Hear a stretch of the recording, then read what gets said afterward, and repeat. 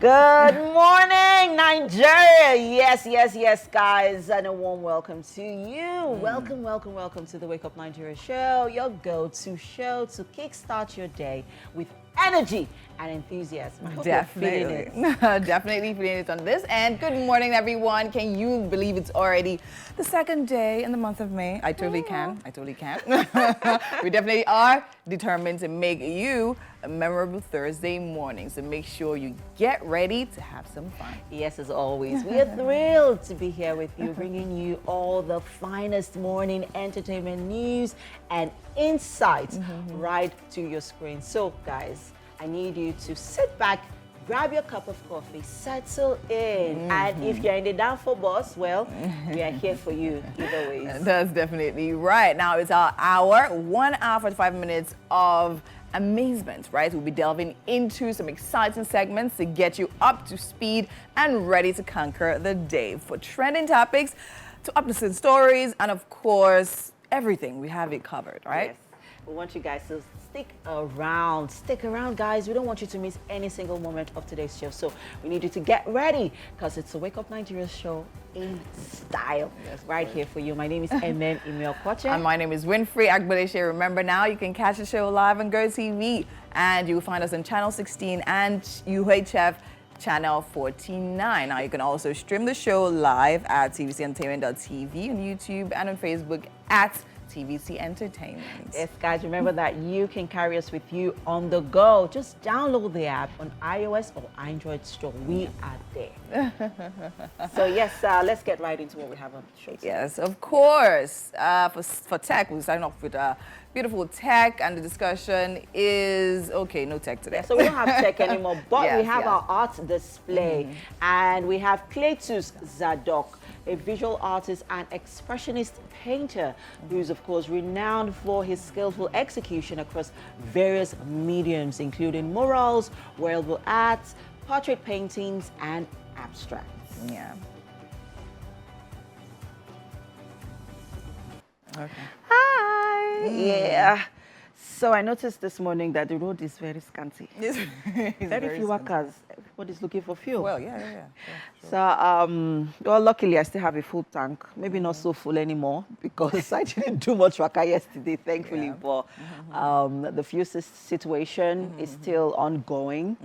And are you experiencing anyone? To be honest, no.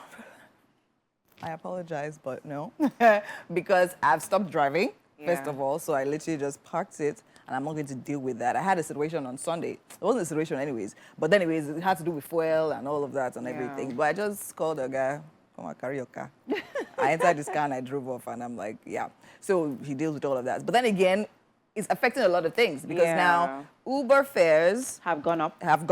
And I mean, we talk about hailing services, right? Yeah. And basically, you get in a car now, the driver is telling you, you know, there's first class. So it's never what you literally see on the app, despite the fact that even the app charges have also increased as well. Then also the availability of drivers.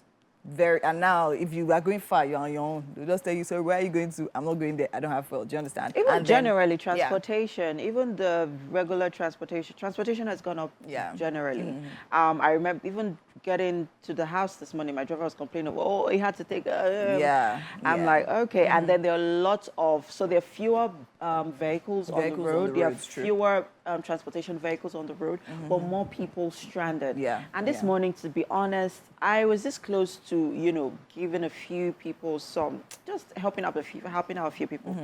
But I'm like, you're not thinking of security and things like that, so I apologize if you're one of the people that I snubbed at the bus stop this morning. Please don't be angry. It was still dark. And no, because we're in Lagos and we still need to, you know, put ourselves first. You know, it's not me being selfish in any way, but I'm really hoping that in the next couple of days, the whole fuel situation will be. But then there was lights. We had lights yesterday. So I guess thank you, Jesus.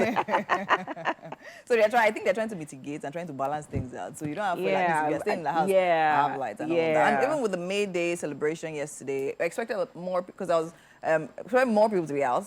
But it seems that everybody was like, you know what, we're not going out today. So even yesterday, by the time I got home, because I got home pretty early, and then I wanted to take the kids out for ice cream, and I was even saying to my husband, I was speaking to him over the phone earlier, and I was saying to him that, I expect the place to be crowded. But no, and see, it wasn't God like that. There. It was empty everywhere. Empty chairs, and I'm like, okay, not as I expected, but I guess everyone is saving up on their fuel or saving up on their monies and just, you know, doing what is most important. But, either ways, we'll survive. We'll survive. We'll definitely will survive. So whatever you're doing out there, the less you move, the better for you. Yeah. So this is the time that employers should literally be considering. I mean, people working from home. I'm just going to say that. I mean, it doesn't like applies to us. But it's time for us to check what the weather is like. Do stay with us. We'll be right back. Thank you for staying with us. My name is Winfrey, and it's time for the news.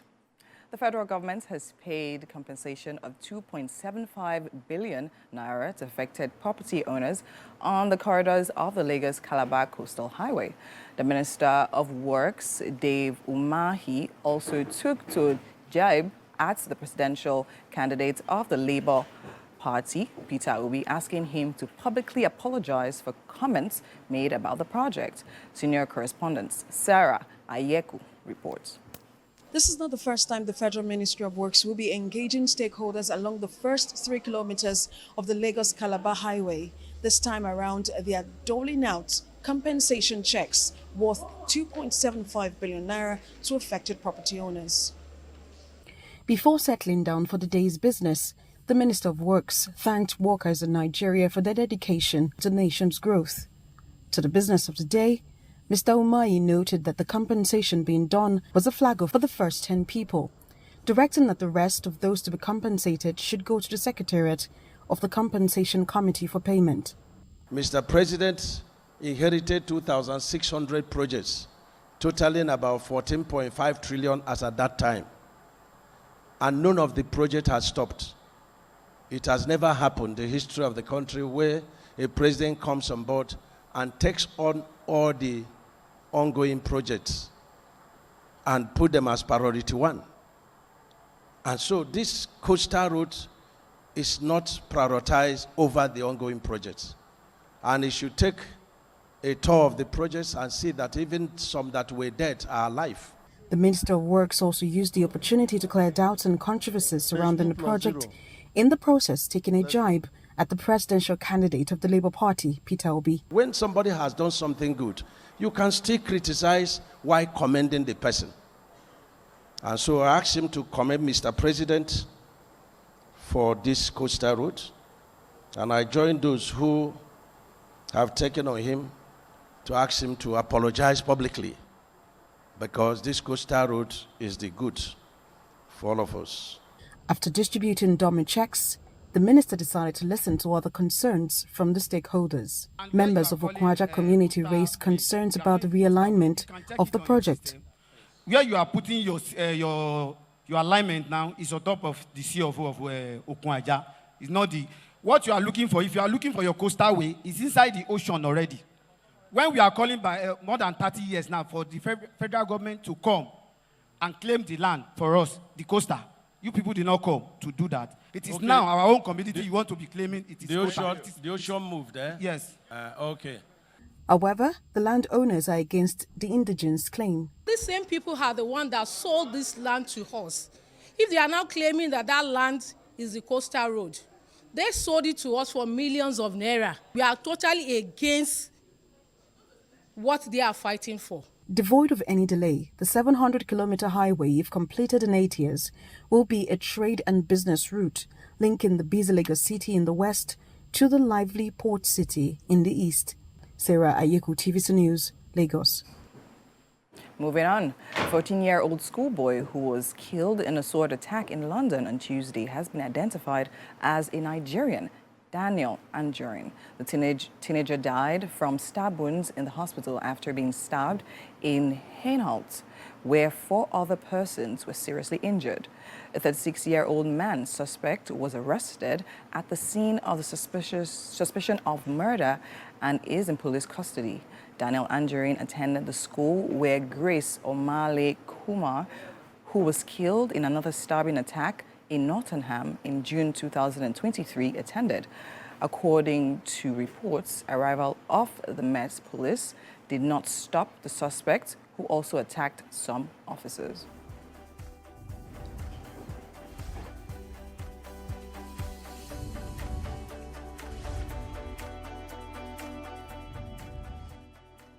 And that's all we'll be taking on news for this hour. Do stay with us, so much more still to come right here on Wake Up Nigeria. Hi, and welcome back. If you left us, well, thank you for staying with us if you're here right now. It's time for What's Up and About, and I have Emem right here with me. Okay, so I saw the story in fact, I saw a post, right, on social media of a lady literally dictating the conducts, rules and regulations during her wedding, right? So she literally went ahead to talk about how if you're 5 minutes late, she doesn't care who you are, you'll be outside, because she's not trying to walk down the aisle with you trying to get into the hall. Spoke about how, no drinking and all of that before her wedding, especially not the church, no wearing of white. She didn't specify whether male or female. No, if you're wearing a mini skirt, you'll be escorted out of the premises, and so much more, right? So it's just listing. And I found it very funny. So, I went through the comment section. A lot of people were like, now, wow, if you're like this, just talking about things you want people to adhere to during your wedding, and see, you stay by yourself now. It's not by force. You're like, okay, so you know how you invite people for weddings, and then they come with their friends. She said, no friends. She said she might understand if you say you want to bring your spouse, but even that one is still under strict regulation, right? No friends, no children. She'll give you 3 months notice prior, so you can figure out what you want to do with your kids for that. I'm like, sister, at this point, I think you're doing too much. So what do you have to say about this, right? A lot of people are commenting, talking about how, on your wedding, do you really think you have this time to be policing people up and down and all of that?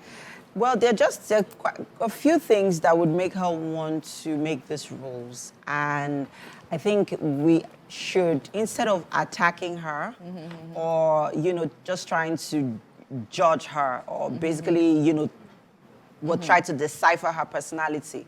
I think, first of all, let us respect her opinion, because she could also be coming from a place of a lot of other things. We've seen a lot of people do all sorts of nonsense at people's weddings. Of course. We've seen Mogbomoya. Yeah. You have seen there was the other viral video of a lady that was practically unclad on the bridal train. Oh yeah.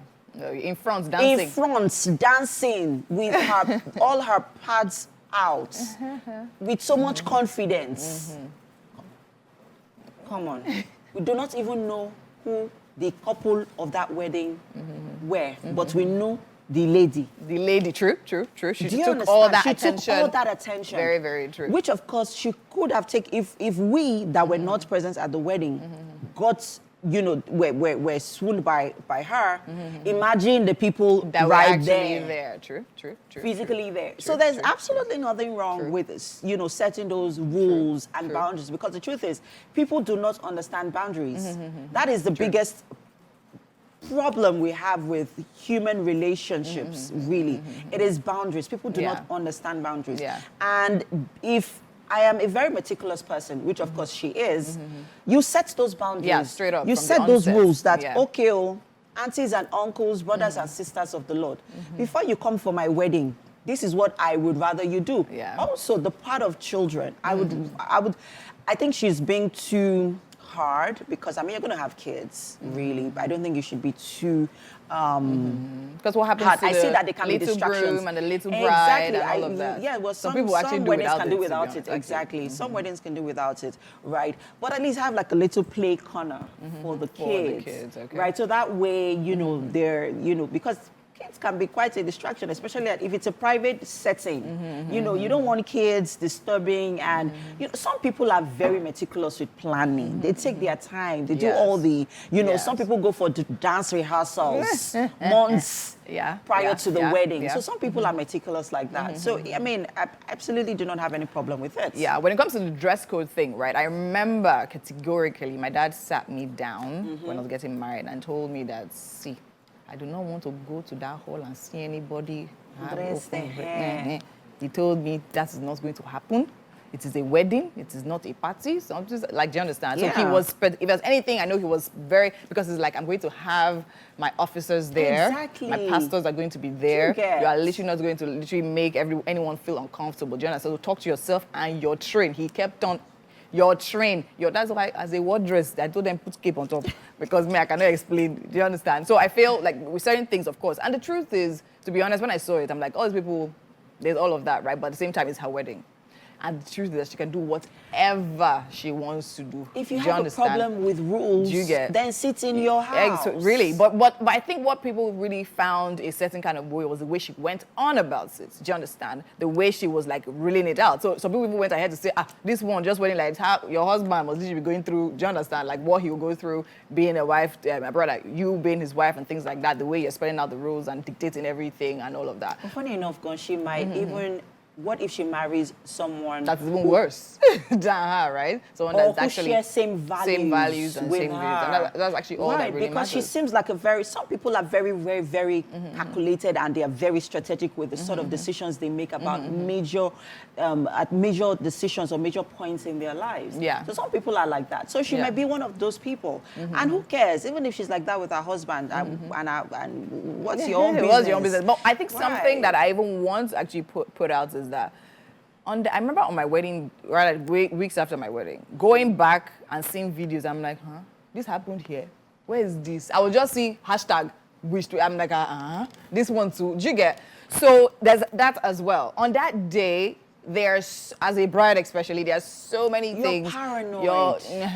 I particularly told myself that I wasn't going to be, people were like, oh, Winfrey, you're going to be a bridezilla. I told myself particularly I was not going to be that. I'm like, that day, anything that does not happen, should not happen. I'm just not going to bother myself with all those things. Yeah. But still, right, at that point, I realized that you're there in the moment with yourself. There's so many things happening. There's so many things your mind is on. Do you understand? So whether you're monitoring whether somebody is high, somebody is not high, whether somebody is wearing miniskirts, you don't even see a lot of things that happen. So I mean, I don't get. There's just so much, and I don't have a problem with it. To be honest, I mean, now that I'm thinking about it, I'm not going to get married again. But then again, maybe my sister or when she's getting married, I'll just tell her. You do value. At the end or at the back of the invitation card, just put all the rules there all so the that details everybody can comply. But then again, out of Nigeria, I think it can be possible. But in this country, I think it can be possible. It depends, though. No. Remember I think it can be possible. And how their wedding invites. No, there's no way Moses Bliss' wedding was going to be private. No, there is that. But my point is, even with people that are private, right? I said we had invitation. My hall was full. Invitation cards were in people's hands, and I'm wondering, we had bouncers at the door. Do you understand? And is all those, the little people, the little decisions people make that changes a whole lot of things. I don't know. I've been to various private weddings. If you want it to be private, it will be private. Then also it depends. Matters. What matters is the families as well. Exactly, it's the family. I've seen private. I'll just leave it there. Anyways, we'd like to hear your thoughts, guys. Do not forget to use the hashtag #WakeUpNigeria on TVC when sending in your comments. Would you actually set ground rules for your wedding? Yeah. And have you even experienced any of it? Let us know on socials. We'll be waiting for your comments. We have to go now. The show continues shortly, guys. Stay with us. Thanks for staying with us. If you're still tuned in, welcome to the kitchen. It's the Wake Up Nigeria kitchen, guys. And making her debut on the show this morning is Aramide's Kitchen. Yay! Thank you for having me, guys. Yes, Aramide is a food blogger and a content creator. And, well, she loves to cook. Then this morning, she decided to grace our kitchen by what are we making? Egusi soup and poundo yam. Yes, we are going the African way today. So if you are an egusi soup lover, well, Aramide is here for you. She's going to be teaching you the step-by-step process on how to make egusi soup, right? Yeah. Okay, so how do you make your egusi soup first off? This morning, there are different methods. Exactly. So, but I'll be using the frying method. The frying method. I think that's my favorite as well. Yeah. And then there's some people who use tomatoes. Method. I don't know about that. I've seen tomatoes. I think people actually use blended tomatoes or even the tomatoes in a sachet, the tomato paste, yes. right? They use that as well, you know, to just add some color and that extra flavor to their egusi. Well. So let's talk about the ingredients for egusi soup. Yeah. I have the tatashe and scotch bonnet. Okay. That's rodo. So mixture of it, roughly blended. Okay. So I have panla fish because this one adds some kind of flavors, that smoky flavor to your egusi soup. Okay. And I have some beef and pomo right here. The egusi itself, this is the star of the dish. I also have some palm oil, grounded crayfish, chopped onions, ugu. Some people use uziza leaf, but I'll be using ugu. Uziza leaf is actually perfect. Yeah. And also some stock fish. It's very important. This particular ingredient is so important. And then I'll be using some iru, that's locust bean. Some people use ogiri, but I think I prefer iru for my own egusi recipe. Okay. I haven't actually tried using ogiri before. I haven't. But I've used iru, and like you said, stockfish is the egusi soup is never complete without stockfish in it. Yes. There's that flavor, that Properly stocky cooked flavor. stockfish. Yes, properly cooked stockfish. Not the hard one. Yeah, that, you know, and you need to use not the head. You need to use the flesh so the that you know all that flavor flakes. from the stockfish goes into soup. the egusi soup, especially because you're like frying it. Oh, I'm absolutely gonna love this soup because I mean, it's given already. Yeah. It's not even ready, but it's already given. You can already tell. Okay, so let's begin. At this palm oil, where did you get it from? It's good palm Very oil. good palm oil. Really good palm oil. You can tell by the color and the even the fluidity. It's the oh my world. It's really good palm oil. Okay, so let's begin cooking. We have our array of pots over there. You just pick which one. And let's begin. So we're also having this, of course, with poundo yam. And if you're just joining us, this is Irami Day's Kitchen with us. And she'll be making egusi soup with poundo yam. I would like to know, guys, how do you make your egusi soup? Do you fry? Do you cook? Do you soak the egusi? Boil it. do you soak? Some people soak it first in water for it to swell, then use it. So, but how do you make yours? Do you make it like egusi? There's also egusi ijebu. Yeah. But you don't, it's not this method. It's the liquid kind of egusi. Yeah, okay. So like blend not the it with egusi. enough water. Oh, enough water. Yes, it's not the dry blend. Okay, so yeah, there are different kinds of methods for making our egusi soup. How do you make yours? Let us know on all our socials. Remember to use the hashtag WakeUpNigeria on TVC, guys. We'd like to hear from you. We need to know that you are a part of what we're doing right here in the kitchen. So while we're prepping things up and getting things started, let's move over to the couch for a newspaper review with Winfrey. Thank you so much for staying with us. We're still here on this beautiful edition of Wake Up Nigeria. And right now it's time for us to check what we have at the covers of the dailies. And I'll be starting with The Guardian. Now for The Guardian, for the major headlines here, we have Labour demands inflation proof pay frequent wage review. We have that on page 6. And beneath that to the left, we have minimum wage takes back seats in Kano, Kwara as NLC marks May Day. We have that on page 30. Below that, we have telco losses, irregular levy remittance threaten NCC's 549 billion naira target. We have that on page 15. Below that, we have an image there. And PDP chides Ayede Tiwa for budgeting 5 billion naira to renovate daycare center. And of course, beside that, we have workers wary as federal government assures on May 1st date for new minimum wage. We have that on page 6. And below there, for some sports, we have Super Eagles, how to support indigenous coaches to grow, win laurels. We have that on page 5.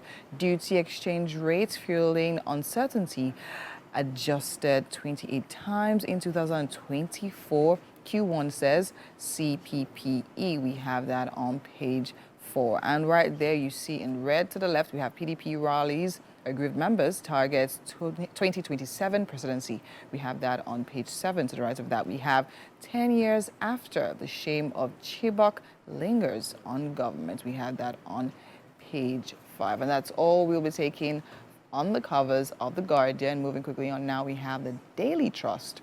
And for the major headlines there, we have pay us 615,000 naira minimum wage or face showdown. Now we have that coming from Labour to federal government on Workers' Day. Now demands electricity tariff reversal. We are considering living wage, says Tinubu. Governors promise better welfare for workers. We have that on page 4, 8, and 36 respectively. To the top of that, to the left, we have Naira devaluation, biggest mess of 2023. From Dangote, we have cocoa now gold in Taraba as buyers overwhelm farmers. We have that on page 22. And looking at the strip below there, so talking on the fuel scarcity, we have fuel scarcity, go after saboteurs, reps tell security agencies. We have that on page 21. To the below that, we have farmers headers sign peace pact in Southwest. To the right of that, we have pregnant women decry high cost of Medicare baby essentials. We have that on page 29. To the right of that, we have arrested ASP rescued kids handed over to police in Sokoto.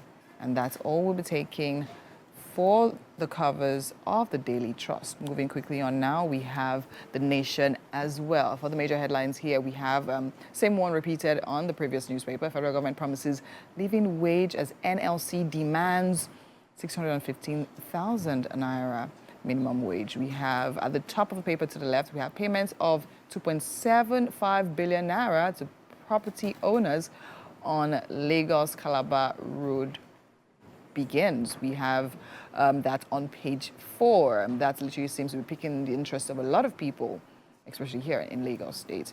And to the right of that, we have jubilation as Transportation Minister flags off Port Harcourt's Abad train service. We have that on page 4. And to the strip below, family heads seek speedy Olubadan coronation at meeting with Ladoja. We have that on page 8.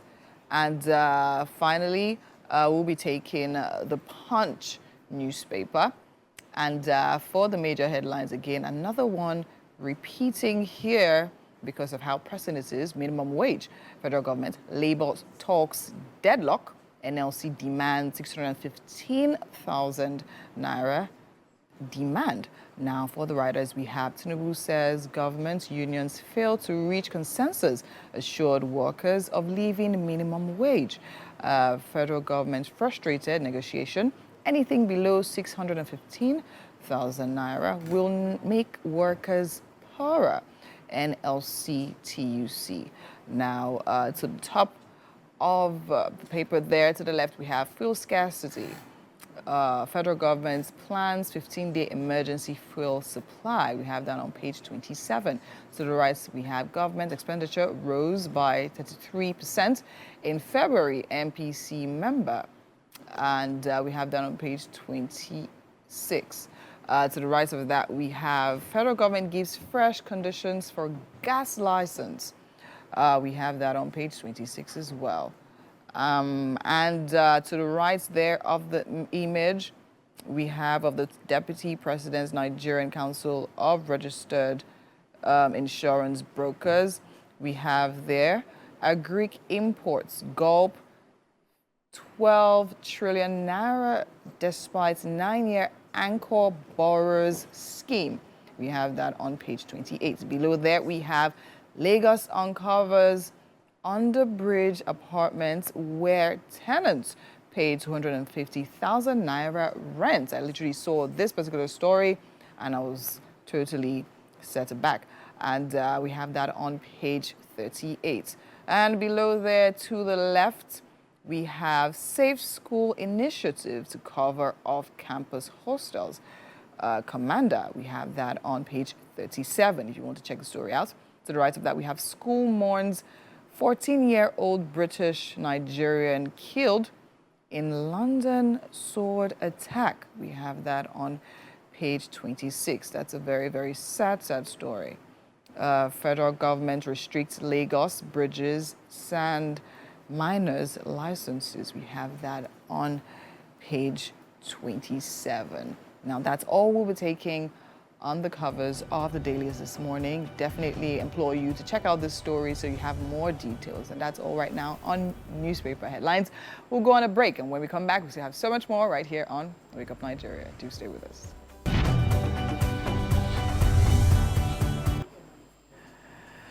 Yes, we're still here on this beautiful Thursday morning. And of course, you know, for Thursdays, we like to keep it artsy. So right now I have art display lined up just for you. Now, we have with us Cletus Zadok. He is a visual artist and expressionist painter who is renowned for his skillful execution across various mediums, including murals, wearable art, portrait paintings, and abstracts. You guys should just take a look at this gorgeous T-shirts right here, sitting pretty on the couch. Welcome to Wake Up Nigeria. Thank you for having me. It's a pleasure having you here. All right, so I mean, looking at this, there's no doubt that you're super talented. I love the fact that, art is all about expression. And from the paintings, we can see expressions and we can definitely see beauty as well. So tell me, how did this journey into the dimension of art start for you? Okay, I would say that right from my kindergarten, right? Yeah. I was always scribbling things. Yeah. My tutors and my parents told me about it because I couldn't remember most of it, that I was always scribbling. So there was hardly a day that went by without me scribbling. Scribbling, okay. I just realized Why you think scribbling, isn't that what children do? Don't they just always scribble? Yeah, but you know, I guess mine was... It was excessive. Excessive. Okay. Every day. And before I knew it, I was always picking up things, put in front of me and try to represent them on paper, draw. Okay. So I was always drawing by primary 2, primary 3. I was literally very good at copying objects, drawing. And amazing. so that was really something I enjoyed doing. While others were playing, I was busy drawing. Drawing, amazing. So does that mean you literally went ahead to further in the arts? Yes, and I studied industrial design in school.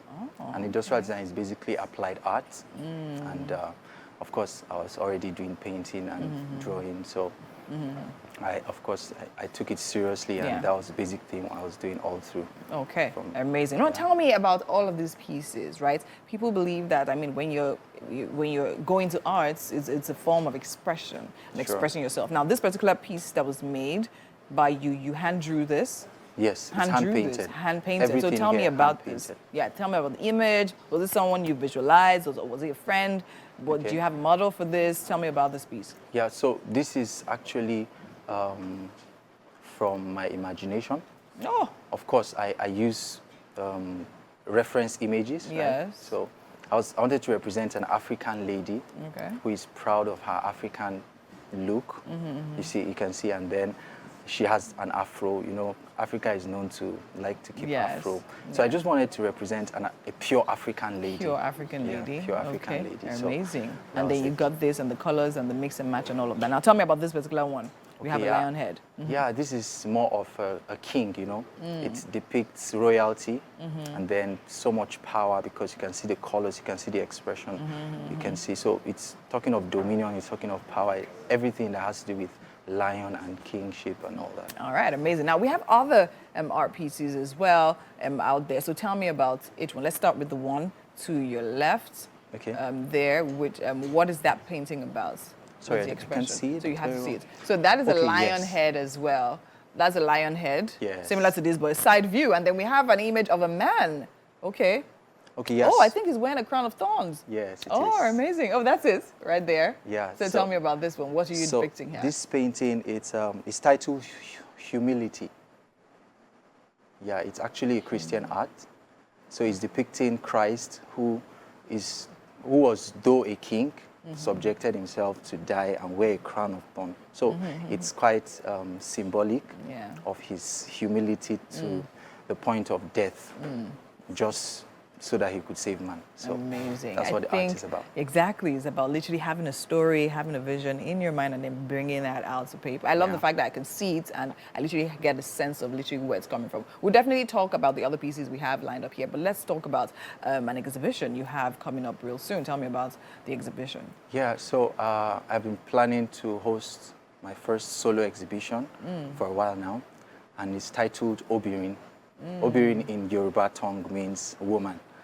Yes, so yes. I'll be showcasing 31 acrylic on canvas paintings to depict women or the mystery called woman. Okay. I want to give a personal insight into her true identity as the creator intended it to be. Okay, so now I feel everything with you is symbolic. You said 31. Is there a 31. reason why? Yes, there is. There 31. Tell me Proverbs, Abby. Of course, Proverbs 31. Of course, Proverbs 31. Okay, so now why do you feel you're at that place where you can do these expressions, talking about the woman gender now? You know, in our world today, there are a lot of women who have been able to fight the stereotypical misrepresentation of the woman, and then typically we are being made to believe that we live in a man's world.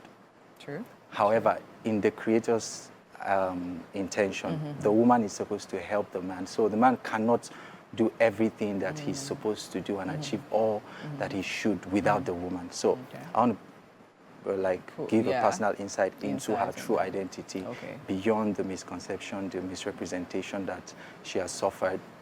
And I'm going to do that representing a lot of women of impact. Of course. So I was going to ask, that was my next question. So now what kind of paintings are we hoping to see at the exhibition? First, I hope to connect a line through history, starting from the first woman who was ever created, who was not born of another woman. That's Eve, according to theology, right?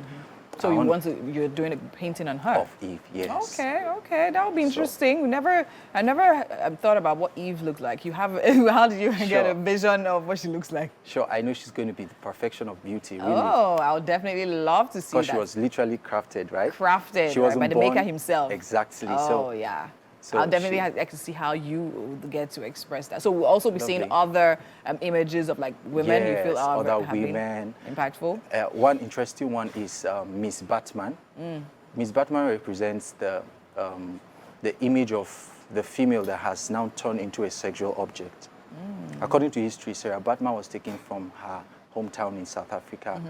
The French literally took her because of her gorgeous stature, right? She had this big backside, and then they were just displaying her at a human zoo, they call it, just for, because the Europeans really loved what she had naturally, and, so that's what... So we're delving into history from different parts of Africa, the world. The world, totally. Amazing. Okay, I'll definitely love to know the 31 ladies you actually picked for this particular one. When is the exhibition?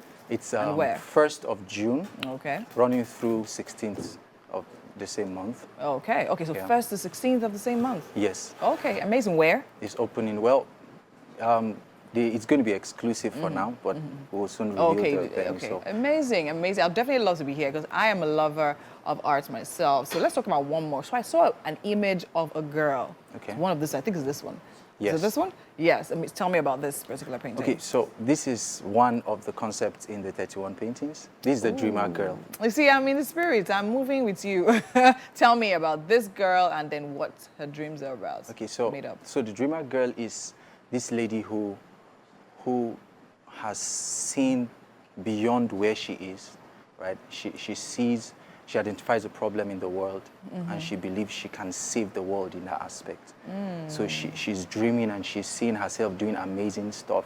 That's the capacity that we see in women today, that they are able to identify a unique problem in the society, and then they are ready to give their all and save the world in that area. So this is a testament to female capacity to solve problems, literally globally.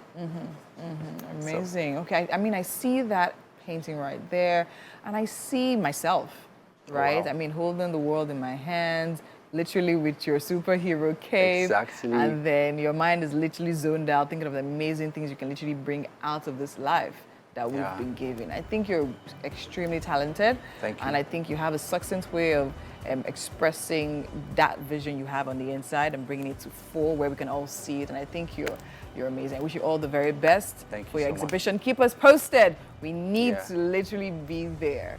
So it's amazing having you here. Thank you. Thank you so much. Thank you. All right, we're going on a break right now. And when we come back, there's still so much more happening right here.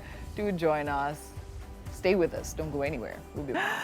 Welcome back, viewers. We definitely hoped you enjoyed that short break. But then again, we're back on your screens, right? Because we're here diving right back into the action with even more excitement and energy than before. Now, we're definitely back again. 1 hour is gone, but we have 45 minutes to literally make sure you're having an amazing time. Now, it's a roller coaster ride right here of fun, of laughter, and plenty more colors just to brighten your morning. Did you see that art display? It was definitely splendid, right? So now definitely we have an incredible lineup still ahead, so make sure you definitely just relax. We're here. Stay here with us and keep watching us wherever you're watching us. And remember, we have the app you can definitely download on the Play Store or the Google to make sure we're at the palm of your hands wherever you go. Also, check it out as GOTV Channel 16 and UHF Channel 49. Now, let's delve into what we have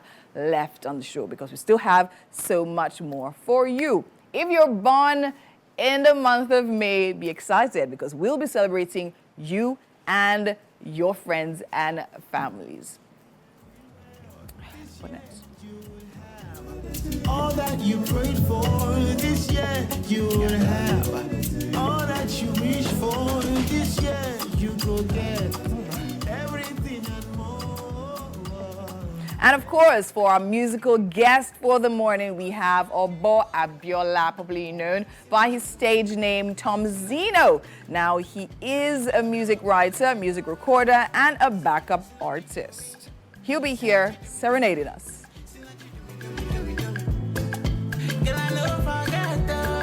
Another artist.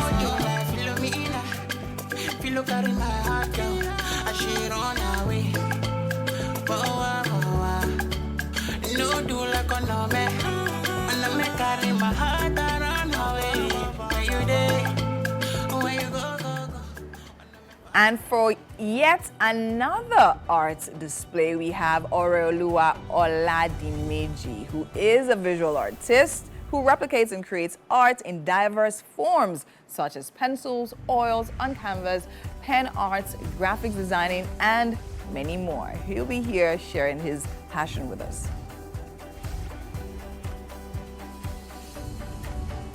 And of course, finally on the couch for an interesting conversation, we have Ifeanyi Ezekwu, a theater arts practitioner who delved into the theater realm under the guidance of the late Chief Renegade Wole Oguntokun and hasn't stopped since then.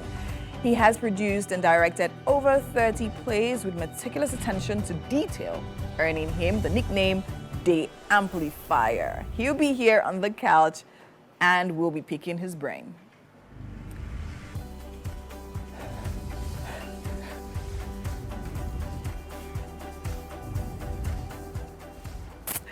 All right, I mean, a lot has happened, a lot is still happening, but right now we have Emem in the kitchen with our chef about to delve into what breakfast is going to be. What's up? You know, there is no Wake Up Nigeria without the kitchen, right? And this is a staple. That is a staple of all staples. Just saying. Well, with me is Aramide's kitchen, and we are making poundo yam with egusi soup. This egusi soup is one that it will hit, right? Yes, definitely. Great. So we were just waiting for you all so that we could show you a step-by-step process on how to make egusi soup, just in case you don't know how to make egusi soup. So let's go, Aramide, over to you. We have our palm oil here already, so I'll be frying some onions. Okay. We have our onions. Ooh. We always look forward to that moments when frying anything with our onions or, well, as long as it's a hot oil. Yeah, that's sizzling. Ooh. Okay, so we I have my pepper mix. That's tatache and rodo. Tatache. Yes. Wow. That's local bell peppers. Oh, you use that with egusi? Yes. Ah, okay. I'm guessing it has a certain flavor that it gives to the tatashi. Yes. Sorry, to the egusi. Yeah. Okay, okay. Nice. Ah, look at that color. Okay. You can even have this as a sauce with your rice. Already. Look at, say, Eunice. She's one of the camera ladies behind the camera. So yeah, time to add our iru, right? Yeah. Do you need help with anything? You want to increase the heat? You want to turn it up? Okay. Just give it just leave it there. Don't worry, it's going to come up. All right. Okay. So what's going on? So I'll add my locust beans. Okay. Gonna give it that flavor. Okay, nice. I'm just gonna, clear out the place. I'm the sous chef for today, so I'm allowed to help out. Okay. The stockfish. Okay. Oh, our stockfish is going in now. Yes, so I'll just cover it up and allow everything To cook. yeah. Okay. Let's check the heat just to be sure that it's okay. So let me turn it up a bit. Okay, let's just give it some time to come up, and then if you're just joining us, guys, this is Aramide's kitchen, and she's making egusi soup with poundo yam. Over there in the pot is water that's boiling already. It's coming to a boil. Yes. So we're just going to, make poundo yam, of course. Yeah. But then again, you could also have your egusi soup with rice, Any swallow of your yam. choice. It could be semo. It could be semo, yeah. It could be eba. Yes. How do you like to eat your egusi soup? Ooh, look at that. We want to ensure that all the stockfish, Marinate. Marry each other. Mm-hmm. Looks like a match made in heaven about to happen right there in the spot. All right, guys, so much more happening right here in the kitchen and, of course, on the show. We don't want you to go anywhere. Please stay with us. We'll be right back. Of course, you're still tuned into our Artsy Thursday, and we have another art display here. Ogunfo Woko Oreoluwa Oladimeji is a visual artist who replicates and creates art in diverse forms. He uses pencils, oil on canvas, pen arts, graphic designs, and so much more. You're welcome to the show. Yeah, thank you. Good morning. Your art pieces are giving body of work vibes. Yeah.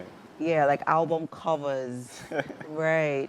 Yeah. Interesting. Let's talk about your journey so far in the art industry. How's that been? Oh, well, my journey so far has been actually very great. I say thanks to God. But not too smooth though, but I thank God for the journey so far. Okay. Yeah, so but for now, I'm a visual artist who deals with conceptual artworks. Conceptual artworks? Yeah, that is. What are conceptual artworks? That is artworks that has reasons behind, that have some emotional and some real definitions behind, not just getting into the studio and picking a pencil or brush and start painting. So your artwork tells stories? Everything tells stories. Yeah. Now, let's talk about some of them. And I'll just start with this particular one right beside me. Right. It's very captivating. Yeah, it got my attention immediately. Talk to us about the story behind this. That artwork is a personal artwork I did for myself. I titled it Wonderland. Wonderland. Yeah, it is an art piece that replicates me in my mind, like how beautiful and how wide my mindset is. But it's an image of a woman. Yeah, it's an image of a guy on hoodie. He's wearing a hoodie? Yeah, the guy inside is wearing a hoodie. The reason why I use the reason why I use the image of a lady is because this life, women makes the world go round. Oh, thank you. So we all came from a woman, but deep down inside me, that is my head. The colors there displays the kind of different love and adventures I have for art and my personalities. Okay. But it's just still a one-way journey and it's a personal journey. Okay. So that's me, and let me just say that's a symbol of my mom. That is really deep. Yeah. Very deep. Yeah. It tells, there's so much I want to unravel, but then again, we have to move on. Let's talk about the next one beside it. It's sea and ocean. I love the colors. Yeah. Talk to us about that. This artwork was actually portrayed, and the reason behind it is just for the love of art, the love of nature. And the morning I got to my studio, one morning and I was just a bit, free, and I don't want to use the word jobless. I was just free that morning.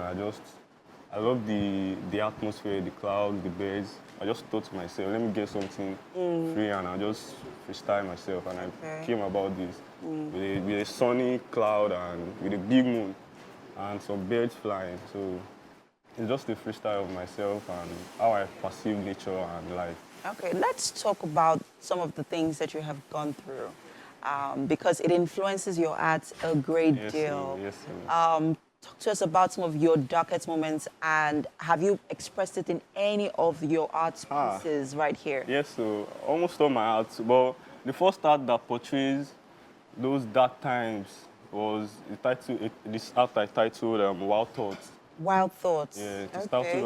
it's a reflection of a man and a woman. Is that the one right there? Yeah. Okay. It has a reflection of a man and a woman. It is actually talking to me personally, because when I did this art, I was going through some kind of emotional stress, financial stress, peer pressure, and all. So I now thought of it that this thing I'm going through is a similar thing.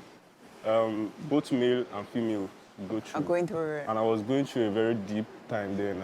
If I wasn't strong and prayerful, I would have just taken the wrong turn. So then I did the artwork just to portray the same, like the common issues faced by both male and female.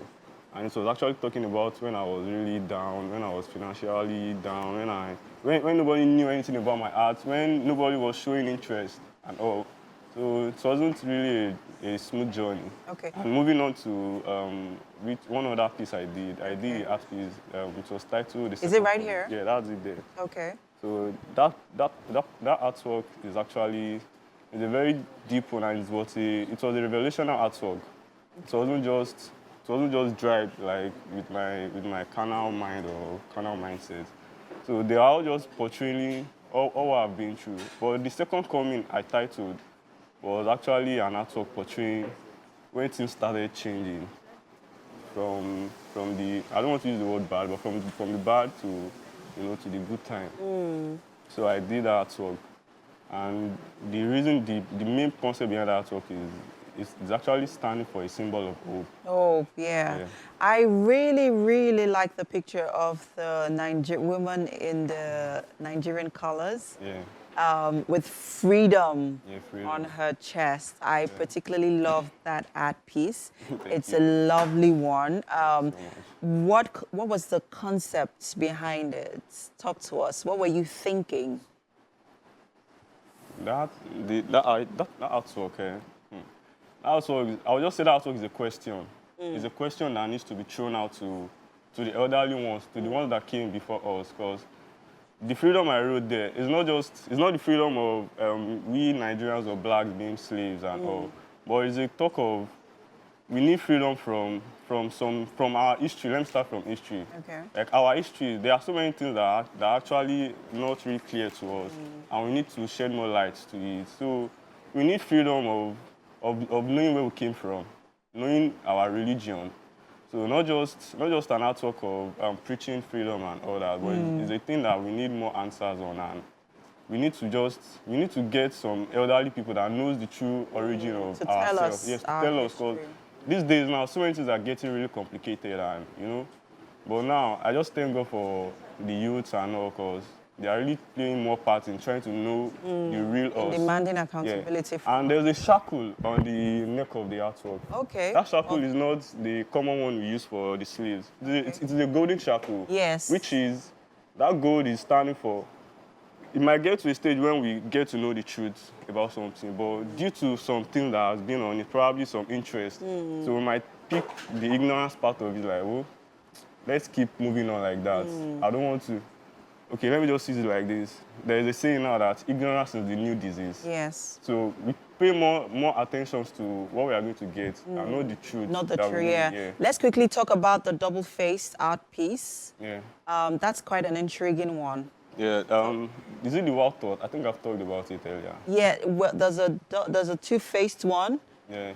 It's a Wild Thought. Yes. Okay, it's still in the Wild Thoughts series. Yeah, but this particular one now is actually titled Cloaked. Cloaked. Yeah, and the simple meaning of being cloaked is living in disguise. Ah. Yeah, so the artwork is portraying a particular person in my life.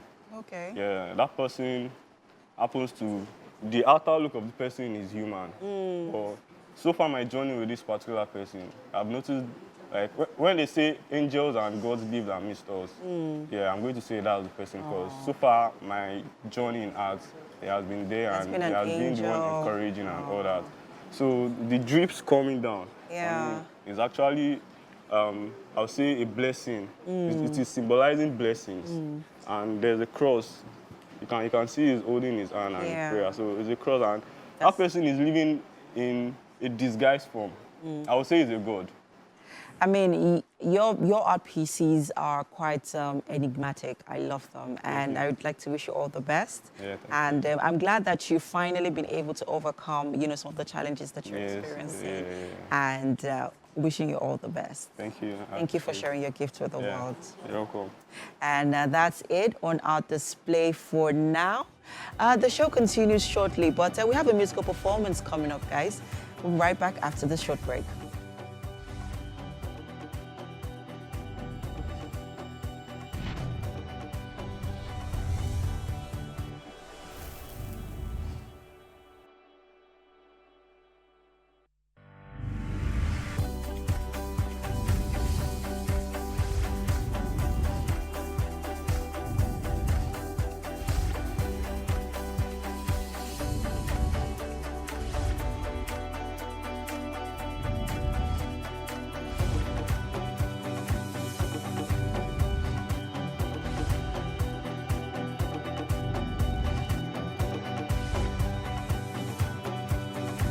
Right here on the couch is Ifeanyi Eziukwu. He's a theater art practitioner who delved into the theater realm under the guidance of the late Chief Renegade Wole Oguntokun, and hasn't stopped since. He's also produced and directed over 30 plays with meticulous attention to detail, earning him the nickname The Amplifier. Amplifier. Love it. Welcome to Wake Up Nigeria. Thank you very much. It's a pleasure having you here. Now tell us more about this, your nickname, The Amplifier. What was it that you amplified? And when did the name stick? Oh, well, I think it started not too long, like last year, and it was Ola Wakan. Oh, yeah. So he sent me a script. So he said, oh, I was just going through something that he wrote some things, and I said, okay, send it to me, let me go through. And sent it. It was title was Madness That Kills My Land. Ooh, madness. And it was very strange. It was very strange, and I said, I don't know what to make out of this, but it's possible. Then I didn't talk to him again after 2 weeks. Then I called him and said, we are staging the play February. Okay, this year, early this year, February 22nd or so. I said, are you sure? I said, yeah. And it came to life, and it's gone to about 5 schools already, and it's still touring. Okay. And so he saw it and said, wow, man, there's nothing else to compare. You have to be the amplifier, that's all. So he amplified his story, his vision for that particular play. Fantastic. And so that's how I started. You've been in the industry for a while now, the theater industry for a while now. Yeah. And there's been that transitioning. A lot of, artists, I mean, actresses, actors have moved from theater to the movies. And some from the movies to the theater. And there's also been that debate about theater professionals being core professionals when it comes to acting. What are your thoughts on it? Because, I mean, you have moved from, not just acting, but directing and producing theater stage plays. So what are your thoughts on this? Okay, so first of all, I never really acted. Okay. Never really acted. I think I acted maybe 1 or 2. That was with Renegade Theatre, that's so many years ago. Yeah, then after then, I just thought, okay, let's go to some school, let's do this, and we delved into directing and producing. Now, the transitioning, I just think is a personal thing, I don't think I want to move into the movies anytime soon, because I feel that the theater is where it is. Movies sometimes take as long as you can take. Some say it's take 30, some say it's take 20, some say it's take 10, you know. But for the stage play, once it's action, you don't stop it to the end of the play, till curtain call. Do you understand? So you carry the character through, you stay in your place, hold the lines, and make sure everything works the way it should be from beginning to the end. It's not the same with movies. Okay. It's not the same with movies. So I think I totally understand that idea, because yesterday I was actually having a conversation with someone about live television and recorded television. And this is like, oh, live, is it not too demanding? I'm like, yeah, but once you say action, anything go like as it's going, this is the way it's going. Do you understand? There's no cut, there's no retake and all of that. But then again, I've come to understand that theater can be quite tasking. Right, so I have a lot of friends, a number of friends literally that are actually stage players and all of that, and they do a fantastic job. But something they keep on talking about is the work they put in. And of course, from a director's point of view, you're the one that drills them. Literally, you're the one that literally makes them do the work, because they have to look good. And then, so tell me, so what is the most challenging part of what you do? The most challenging part of what I do sometimes, it's, okay, there's a list of them. Sometimes it's, so a writer writes a play. And in his moment, at some point, he feels like, maybe I should cough at this point. And he coughs. And he expects you, the director, to put in the cough. And it doesn't work with you. It doesn't make sense. And you say, no, I'm not going to do this. I said, no, I want it because, do you understand? Do you know the reason I coughed? And you're wondering, this doesn't make sense. Do you understand? And aside that, you have your audience who already used to your work, who knows your style, who has to enjoy what you do, or who has been enjoying what you do. And so, when you talk to the actors and say, okay, this is what I want you to do.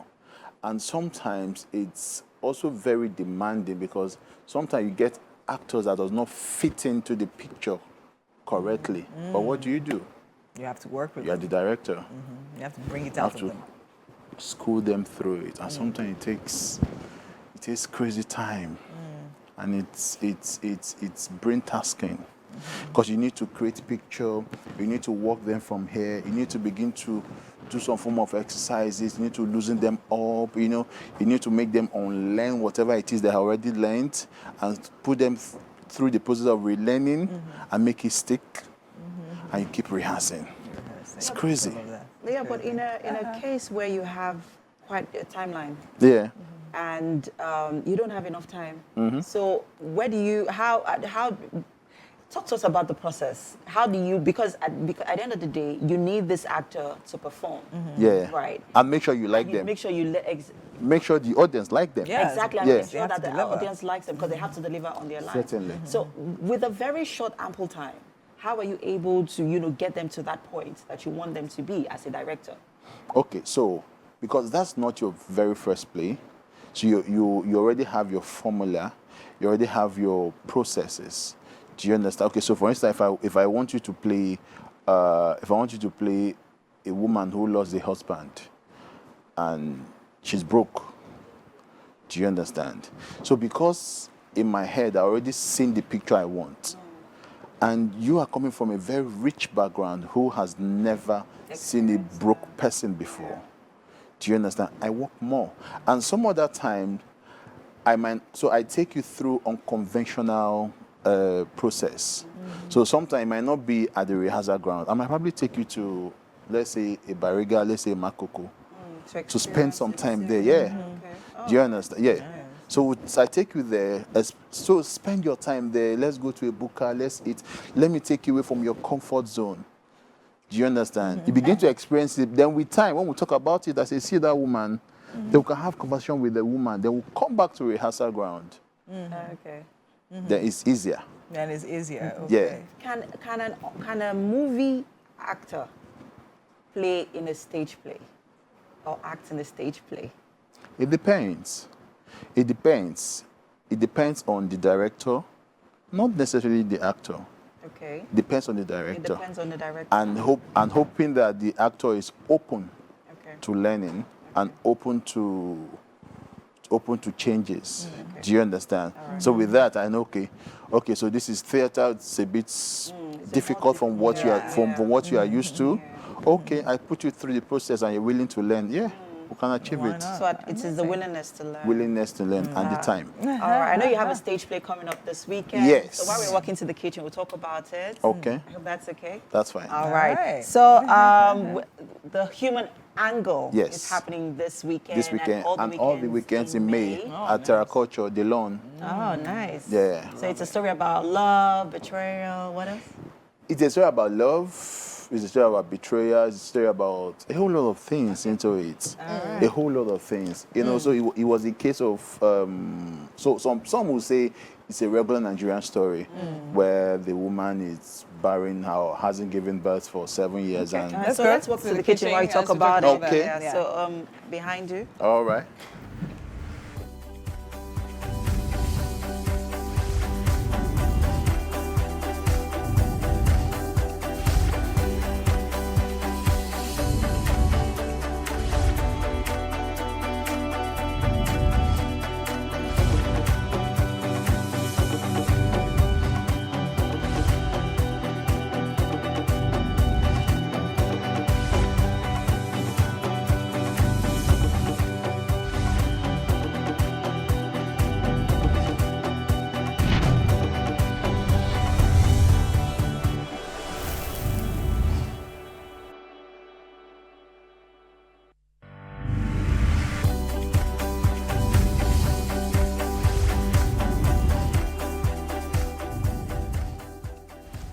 Ah, nice. Welcome to the kitchen, Ifeanyi. Thank you. This is Aramde's kitchen. And this morning, she's made for you poundo yam with egusi soup. Looks very sumptuous. So please enjoy. It looks very good. And I think I should probably come back again. Oh, Yes, please. definitely. We'd love to have you here. I'd like you to have a taste. Okay. Yeah. Okay. That looks good. It looks very Yeah, good. so a lot of love went into it. There's more meat. There's a lot of stockfish in there. Yeah. I'm also finding it very difficult to get. Yeah. Okay. Nice. I say egusi is an Igbo.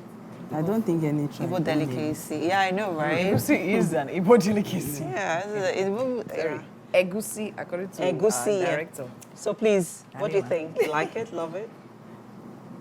Beautiful. Nice. Aramide, Oh, well yes, done. here. Well done. Well Very done. nice. Thank you so much, sir. Yeah. Definitely. Thank you. A And to pleasure all our having you. guests for being on the show today. Aramide, well done. Wishing you all the best with your blog.